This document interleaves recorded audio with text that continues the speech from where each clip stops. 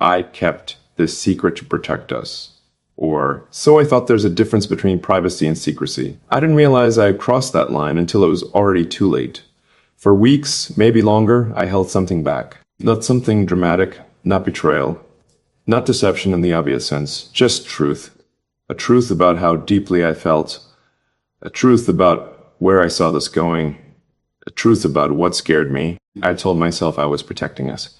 But the more I sit with it, the more I realize I might have been protecting myself. It started quietly. There were moments when I wanted to say more than I did. Moments when a sentence hovered in my chest but never made it to my mouth. Moments when I could have stepped forward emotionally, but instead chose restraint. Restraint feels mature. It feels composed. It feels wise. And sometimes it is. But sometimes restraint is just fear dressed in discipline. The secret wasn't complicated. I was falling in love, and I didn't say it. Not to her, not fully to myself. I convinced myself that timing mattered. Then naming it too soon would create pressure. That letting things unfold naturally required silence. I told myself I was protecting the pace, protecting the rhythm, protecting the ease. But what I was really protecting was my vulnerability. Because once you say something real out loud, you lose control over how it lands. Once you reveal depth, you can't retract it. Once you admit what you feel, you give someone the power to respond however they choose. Silence felt safer. Silence allowed me to care without consequence. Or so I thought. At first, nothing seemed wrong. We laughed, we talked, we showed up for each other. But something subtle shifted. There was a layer I wasn't letting her access. A room in me that stayed locked, and she could feel it. Not because she accused me. Because presence notices absence. She once asked me gently, "What are you not saying?" It wasn't confrontational, it wasn't dramatic, it was curious. And I smiled. Deflected. Changed the subject slightly. I told myself it wasn't the right moment. I told myself I'd open up soon. But soon is the most dangerous word when it comes to honesty. I thought I was protecting us from moving too fast, from emotional overwhelm, from misalignment. But secrets don't preserve alignment. They distort it. The truth is, I was afraid that if I revealed how deeply I felt, I would lose leverage. Leverage is subtle. It's the illusion of power that comes from not caring more than the other person. And I didn't want to be the one who cared more. So I kept it to myself. But love doesn't thrive on leverage. It thrives on transparency. The more I held back, the more I felt the gap widen slightly. Not visibly, internally. She was open, she was present, she was steady. And I was half visible, half committed, half honest. Half honest is dangerous. It feels safe. But it slowly erodes trust. Not because you're lying, because you're withholding. I remember the moment I realized my silence wasn't protection. It was distance. She said something simple, almost in passing. "I don't need you to have everything figured out. I just need you to be real with me." That sentence hit harder than it should have, because I wasn't being fully real. Not with her. Not with myself. I had convinced myself that maturity meant managing my emotions privately. That strength meant staying composed. That depth didn't need declaration, but real connection requires articulation. It requires risk. It requires saying the thing that makes your voice shake slightly. Keeping the secret didn't keep us safe. It kept me guarded. And guarded love doesn't feel safe. It feels incomplete. I started noticing how often I edited my responses. How often I softened affection. How often I redirected vulnerable conversations. Not because I didn't feel them. Because I did. And feeling them fully meant admitting they were real. Real is terrifying when you don't control it. I kept telling myself, I'll say it when the time is right. But time doesn't become right on its own. It becomes right when you choose courage. The longer I waited, the heavier the secret felt. It stopped being protective. It started being isolating. I saw it in her eyes once. A subtle question, a quiet wondering if I was fully there, and I realized that by trying to protect us from intensity, I had created ambiguity. Ambiguity breeds insecurity, even in the strongest people. I thought I was being strategic, but love isn't a strategy, it's participation. Participation requires showing your cards, not recklessly, not impulsively, but honestly. I finally admitted to myself what I had been hiding. I wasn't protecting us from moving too fast. I was protecting myself from being the one who fell deeper first. And that realization hurt. Because it meant my silence wasn't noble. It was fearful. Fear doesn't make you weak, but it can make you distant. And distance isn't what I want. I don't know how she'll receive the truth when I say it. I don't know if she already senses it. I don't know if I waited too long. But I know this. Keeping it inside hasn't made us stronger. It's made me quieter, smaller, less aligned. Love can survive missteps. It struggles with secrecy. I kept this secret to protect us. Or so I thought. But protection without honesty becomes isolation. I don't want isolation. I want alignment. The only way back to alignment is truth. Even if my voice trembles when I say it, even if it changes everything. Because maybe everything needs to change if it's built on half disclosure. I don't want to be half present in something that feels full. So I'll say it. Not dramatically. Not performatively. But clearly, I care deeply. And I'm done pretending that silence equals safety. The cost of holding it in. I didn't realize how heavy the secret had become until I tried to carry it alone. At first, it felt manageable. Almost noble. Like I was protecting something fragile from unnecessary pressure. I told myself that love doesn't need immediate declaration, that depth can exist quietly, that silence can sometimes be a form of respect. But silence, when it hides truth, doesn't stay respectful for long. It starts to distort things. The more I held back what I felt, the more I began to notice subtle shifts in myself. I was careful with affection, measured with vulnerability, strategic with reassurance, not because I didn't want to give those things, because I didn't want to expose how deeply they were rooted. If I said too much, she might realize I'd already crossed an internal line. And if she realized that, I'd lose the quiet leverage of uncertainty. That leverage had always felt like safety. If I didn't reveal everything, I couldn't be fully rejected. If I stayed slightly reserved, I could retreat gracefully if needed. If I didn't say, I'm falling for you, I could always pretend I wasn't. It was a safety net. But safety nets also limit how far you're willing to leap. I started noticing how my restraint affected the space between us. She remained open. She asked questions that invited honesty. She offered emotional presence without hesitation. And I met her there, but not fully. I stayed half a step behind. Not obvious enough to accuse, but noticeable enough to feel. There's something painful about realizing you're the one creating the gap. Not intentionally, not maliciously, but out of fear. She never demanded more. That almost made it harder. If she had pressured me, I could have blamed her. If she had accused me of being distant, I could have defended myself. But she didn't. She simply remained steady. And steadiness exposes inconsistency. The cost of holding it in wasn't explosive. It was subtle. I began feeling slightly disconnected in moments that should have felt closer. I would leave conversations thinking, I should have said more. I would replay her vulnerability in my head and realize I hadn't matched it. I would feel the weight of words unsaid sitting quietly between us. Secrets don't just stay inside you. They influence how you move. They make you cautious where you should be open. They make you quiet where you should be clear. They make you protective when you should be participatory. I told myself that love doesn't require constant verbal affirmation. And that's true. But authenticity does. And I wasn't fully authentic. The longer I waited, the more complicated it felt to speak. The words didn't get lighter, they got heavier, because now they carry time. Time that I had chosen silence over honesty. Time where I could have leaned in, but didn't. Time where I could have strengthened trust, but hesitated. I started questioning my own intentions. Was I truly protecting us, or was I protecting my ego? The answer wasn't flattering. I wasn't afraid she'd reject me. I was afraid she'd accept me. Accepting me would mean I'd have to stay consistent, stay visible, stay accountable to the depth I'd admitted. And accountability is harder than confession. Confession is a moment. Accountability is a lifestyle. I realized something else too. Holding back wasn't just affecting her. It was affecting me. I felt smaller inside my own experience, like I was dimming something that wanted to be bright. Like I was compressing emotion to keep things manageable, and compression changes posture. It makes you slightly rigid, slightly guarded, slightly less present. I don't want to be slightly anything in something that matters. I want to be fully there. There's also the matter of trust.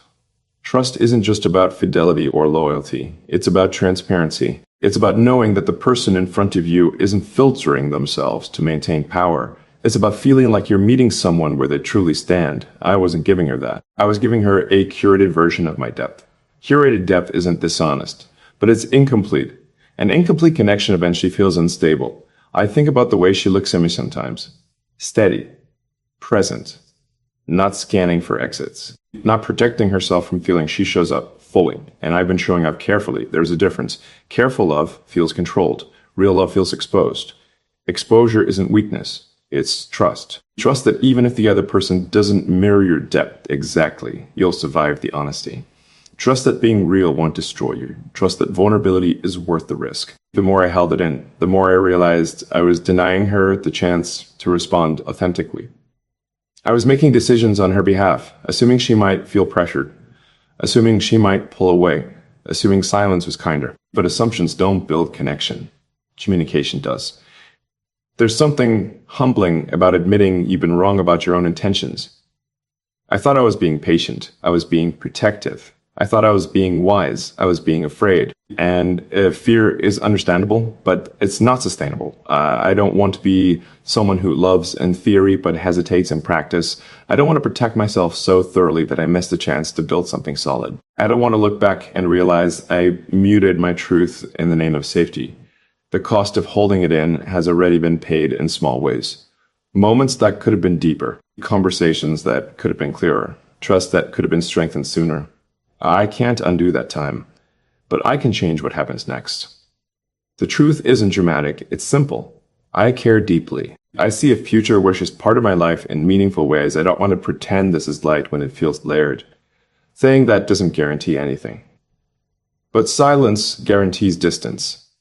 I don't want distance anymore. I want alignment. Alignment between what I feel and what I express. Alignment between my intention and my behavior. Alignment between my courage and my heart. I kept this secret to protect us. But protection without honesty creates walls. And walls don't build closeness, they preserve space. I don't want preserved space. I want shared depth. And shared depth only exists when someone goes first. This time I will. Even if my voice shakes slightly. Even if it changes everything. Because if it changes everything, it was never meant to stay the same. And I'd rather face that truth than keep carrying silence that no longer protects anyone. The night I realized silence wasn't neutral. There's a moment when silence stops being patience and starts becoming avoidance. I didn't recognize it right away. I thought I was being measured, thoughtful, mature. I believed that holding back was a sign of control, and control felt like strength. But strength without honesty is just restraint. And restraint, when it lasts too long, turns into distance. It happened on a quiet evening, nothing dramatic, no argument, no emotional confrontation. We're just talking the way we always do about something simple that slowly deepened without either of us planning it. She was open, not dramatically vulnerable, just honest. She spoke about her fears of investing in something that feels meaningful but uncertain. She spoke about wanting clarity, not in a pressured way, but in a grounded way. And as she spoke, I felt it, that familiar tightening in my chest. The part of me that knew I could match her depth, but chose not to. I nodded. I listened. I responded in a way that was supportive, but not revealing. Present, but not transparent. She didn't accuse me. She didn't ask directly. But there was a pause in her eyes. A pause that asked a question without words.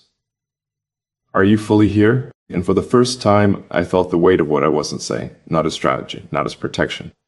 As absence. Silence isn't neutral. It shapes the space between two people. It can create safety, or it can create ambiguity. And ambiguity is heavier than clarity. That night, I went home and sat with myself longer than I usually do. No distractions. No rationalizations. Just the truth. Why haven't you told her? The answer wasn't complicated, because if I say it out loud, I lose control over how it unfolds. Control has always been my comfort. If I manage the pace, I manage the risk. If I control the disclosure, I control the vulnerability. But vulnerability isn't something you control. It's something you choose. And I hadn't been choosing it. I've been curating it. There's a difference. Curated vulnerability feels safe. It reveals enough to seem open, but not enough to be exposed. Chosen vulnerability risks. being misunderstood, or unmatched, or met with silence. And that possibility terrified me more than I wanted to admit. But here's what I realized. By holding back, I was already risking something worse. I was risking trust. Because when someone senses that you're withholding, they begin to fill in the blanks themselves. And the blanks are rarely filled with generosity. I don't want her to guess where I stand. I want her to know. Even if knowing creates discomfort. Even if knowing forces a decision. Even if knowing changes the rhythm we've grown comfortable with. Comfort without clarity isn't connection, it's delay. I replayed the moments I softened affection. The times I redirected deeper questions. The occasions I could have leaned in but chose composure instead. None of those moments were malicious. But they weren't honest either. I've been protecting myself from being the one who feels more. But what if feeling more isn't weakness? What if it's leadership? Not leadership in dominance. Leadership in courage. Someone has to go first, in truth. And I've been waiting for her to, waiting is safe, initiating is vulnerable, and vulnerability is real. She said she wants real. That includes this. The more I sat with it, the clearer it became. If I lose her because I was honest, I can respect that. If I lose her because I stayed silent, I'll regret it. Regret is heavier than rejection. Silence allowed me to stay emotionally protected.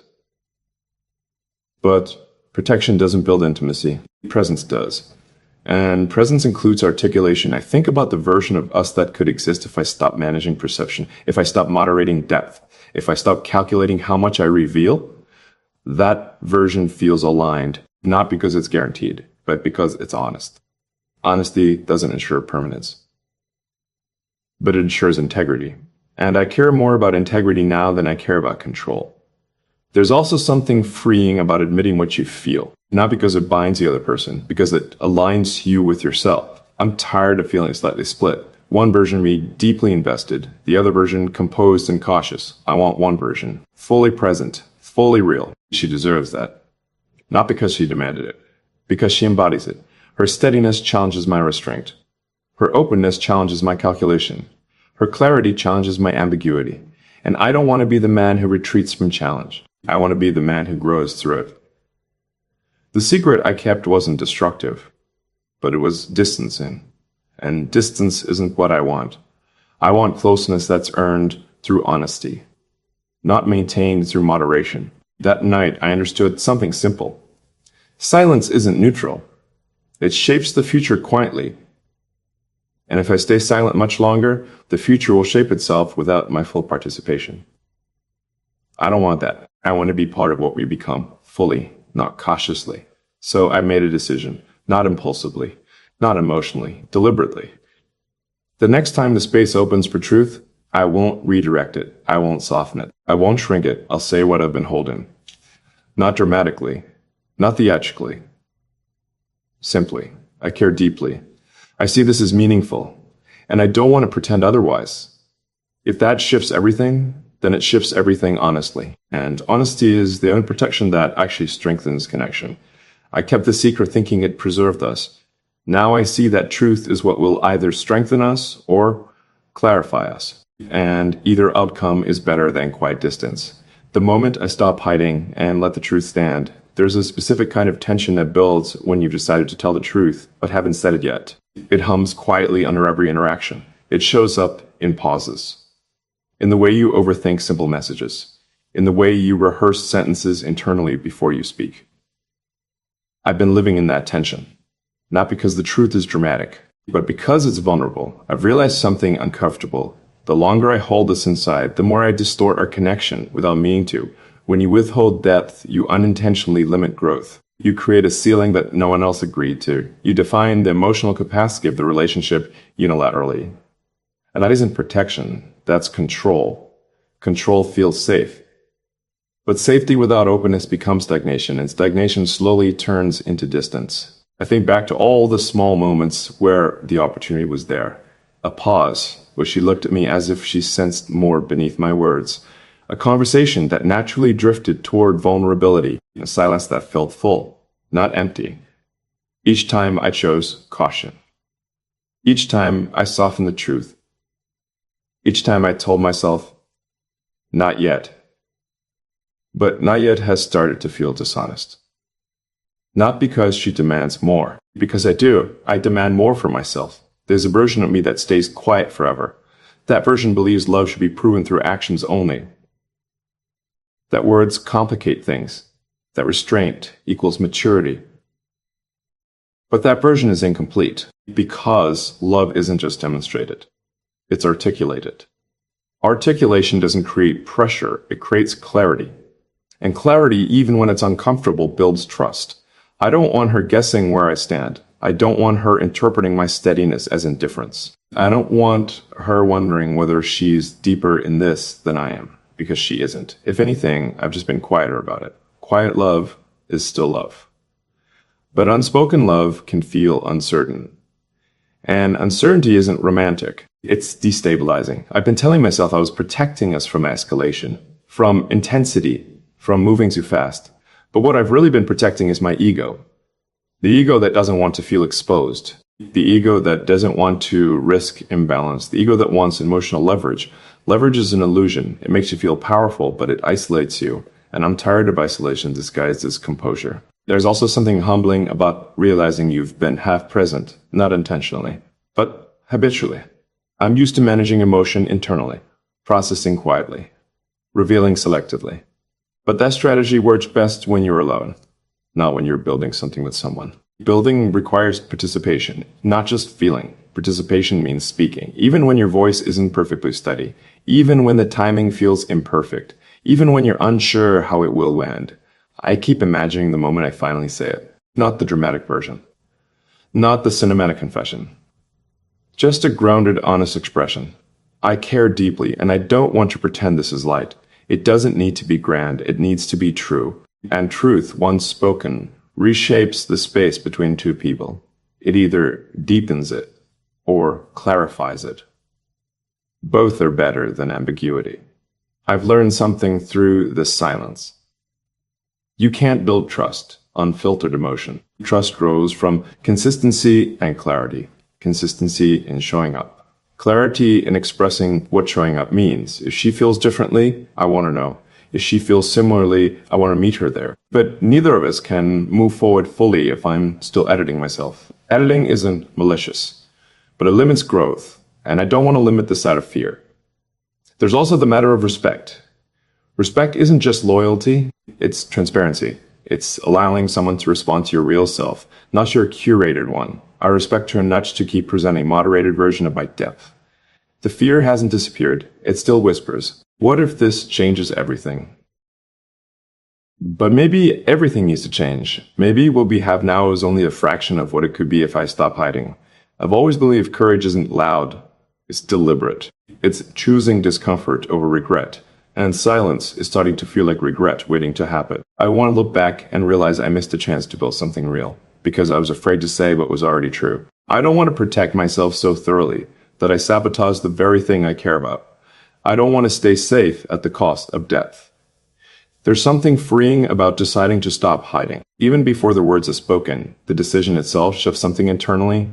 I feel lighter, clearer, more aligned. Not because the outcome is guaranteed, but because I'm no longer divided within myself. Division is exhausting. One part of me wanting to lean in, the other part pulling back. Now they're aligned. Lean in. Fully. If she steps back, I'll respect it. If she steps forward, I'll meet her. If the rhythm changes, we'll adjust. But at least it will be based on truth. I kept this secret to protect us. But protection without honesty weakens foundation. Truth strengthens it, even if it shakes it first.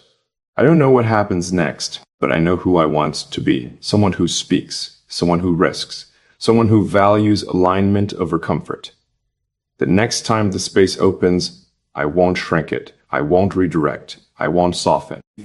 I'll let the truth stand, and whatever stands with it will be real. After the truth is spoken, there's a strange calm that settles in the moment after you finally stop hiding. Not relief in the dramatic sense. Not triumph. Not certainty. Just alignment. I had imagined that telling her would feel explosive. That my heart would race. That my voice would shake uncontrollably. That the world would tilt slightly off balance. It didn't. It felt steady. Because by the time I said it, I had already chosen honesty over protection. And that choice had already changed me. It didn't happen in some cinematic setting. There were no grand gestures, no rehearsed speech, no perfectly timed pause. It happened in a quiet conversation that naturally opened space for truth. And instead of stepping around it, like I had before, I stepped into it. I cared deeply, I said. No dramatic tone, no emotional theatrics, just clarity. And I don't want to pretend this is light when it's not. The words didn't echo. They didn't hang in the air like a test. They simply existed. And for the first time, I felt fully present in my own experience. No internal editing, no strategic softening, no calculated distance, just truth. I realized something in that moment. The fear had never been about her reaction. It was about losing the comfort of ambiguity. Ambiguity gives you room to retreat. Clarity requires you to stay, and staying is where growth lives. She didn't panic. She didn't pull away. She didn't rush to match my depth either. She listened, steady, grounded. And then she said something simple that I'll remember for a long time. Thank you for saying that. That was it. No dramatic confession in return. No overwhelming declaration, just acknowledgement. And in that acknowledgement, something settled. I understood something important right then. Honesty doesn't guarantee outcome. It guarantees integrity. Integrity feels better than leverage ever did. For so long, I thought protecting us meant controlling the pace, managing vulnerability, keeping emotional distance until certainty arrived. But certainty doesn't arrive first. Courage does. Courage to say what you feel before you know how it will land.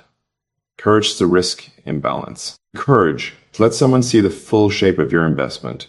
And now that it's out in the open, I don't feel exposed. I feel aligned. There's no internal division anymore. No part of me hiding from another part. No split between what I feel and what I say. That unity is powerful. What happens next is no longer built on assumptions. It's built on truth. And truth is stable ground, even when it's uncertain. I don't know where this leads. I don't know if we go deeper from here or plateau. I don't know if timing will support what we're building or challenge it. But I know this. Whatever unfolds will be based on honesty, not filtered affection, not strategic restraint, not emotional leverage. There's also something freeing about knowing that I didn't abandon myself. I didn't shrink my truth to preserve comfort. I didn't let fear dictate my silence. I didn't retreat when depth required articulation. That matters. Because even if the relationship shifts, I won't carry regret. Regret comes from things unsaid, from chances avoided, from depth muted. I said it, and that alone changes how I stand.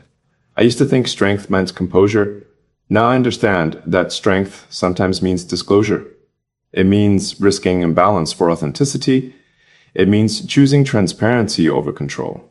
Control feels safe, but transparency builds connection, and connection is what I wanted all along. After I told her, nothing dramatic happened. We continued talking. We laughed. We moved forward naturally. But the atmosphere was different, not heavier, clearer. There was no invisible ceiling anymore. No quiet boundary I had created with silence. I could feel it in the way she looked at me. Not questioning, not testing, just aware. Aware that I was fully there.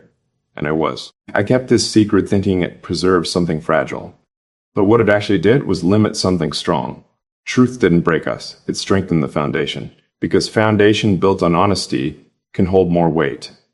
There's still vulnerability in this. I won't pretend I'm fearless now. Depth always carries risk, but I'm no longer afraid of risk. I'm afraid of avoidance. And I chose against avoidance. That choice reshapes everything. It reshapes how I communicate, how I listen, how I interpret uncertainty. I'm no longer preparing for loss. I'm participating in growth. Participation is different than possession. It's not about controlling the outcome. It's about contributing fully. And I finally am. If this becomes something lasting, I'll know it grew from transparency. If it ends, I'll know it ended honestly. Either way, I won't question whether I showed up. I did, completely. I kept this secret to protect us. But protection without truth was distance.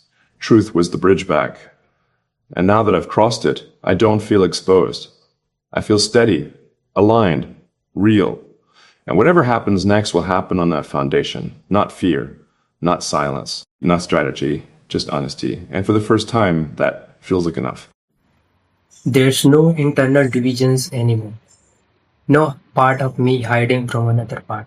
No split between what I feel and what I share. That unity is powerful. What happens next is no longer built on assumptions.